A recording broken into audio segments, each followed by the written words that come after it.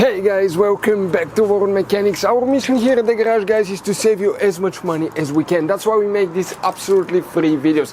Let's go ahead and start on it now.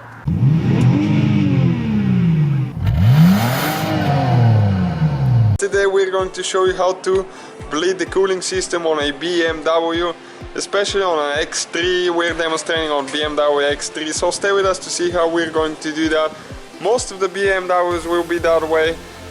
On this one we had to replace the overflow bottle right here. As you can see, we have the old one there because it cracked and it started leaking. And we already added some antifreeze, but what you need to do now before we proceed adding, let me show you what you need to do first.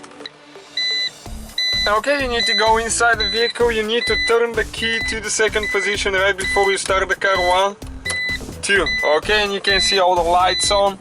And now what you need to do, you need to make sure that the heater is all the way up, all the way on maximum. Okay, it doesn't go more. You need to make sure that the fan is on. It doesn't need to be all the way up, just to be on, so that way it's circulating the fluid. And you're not going to need to start the vehicle. Do not start it. And now you can hear the pump, the electric pump. There is a electric pump that we just turn on by turning the ignition key on second position. And what we need to do next, we need to open that screw on the upper radiator hose. So you need to remove that screw all the way, and you need to make sure that you have something under the vehicle to get all the coolant that's going to leak out, because it will leak somehow. Okay, just like that. And now you need to get a funnel and you need to start adding coolant, and you will see air will start coming out of the upper radiator hose bleeder. Okay, right there. So you need to go slow like that, and it's going to take you a while, to be honest with you. It's going to take you quite a bit of time to do that. Okay, now you need to go slow. You can see still air, just you need to go very slow and add a little bit, so that way it doesn't leak all at sudden out. You can see, okay, you can see the air coming out. So you need to do that until you make sure that there is no air coming out for probably at least 30 seconds of adding. And by having the key on second position, it's circulating the coolant through the cylinder head, and this is the upper point right now. Okay, you can see we need to add a little bit more, and still air coming out, more and more air.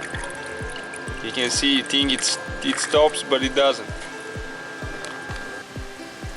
Okay, as you can see, we don't get any air out anymore. Oh, just one bubble. So need to make sure that there is no air coming out at all. And okay, a little bit more. So we will need to add a little bit more until the point that you don't see any air, because if you do, you can overheat the engine, and that will cost you a new engine pretty much, since it's a cylinder. The cylinder head is aluminum and the bulk as well. Okay, we're done, and what you need to do now, you need to install the screw again. You need to put it on, and now stay with us to see what else you need to do that will prevent you from overheating and blowing up a hose or a radiator. You need to do that before you finish the procedure. Now, as you can see, the radiator is way too full, and it doesn't need to be that full, because if it stays like that, it creates too much pressure when the car gets hot, and you will either mess up a hose or the radiator will blow up and you will overheat the car again. So you need to get something, and you need to get the coolant out of it. Usually we use the little coolant, the tester for the coolant that tells you how good the coolant is, and you need to make sure that you get enough out of it to the point that this one will not be all the way up, that it can actually go a little bit down, so that way you know that you didn't overfill it. And that, if you have a bigger one, it's better, because it's gonna take you less time to do that. Okay guys, and we're done now. Inside you can see the floaty thing right here, and as you can see, it's underneath it, so that's good. So now we are all the way up, but you can go still a little bit more, as you can see. So that's perfect now.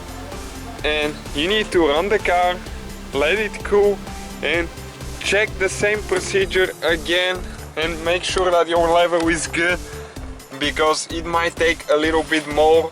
And now you can turn the heater down, and that's the whole procedure, guys. Thank you for watching. Don't forget to subscribe. Hopefully, guys, the video was helpful. Please do not forget to comment, like, subscribe. That way we can keep making these absolutely free videos. Guys, we have more than 19,000 free repair videos on our YouTube channels that can, guys, save you thousands of dollars in future repairs. Check them out. Thank you guys for watching and see you next time.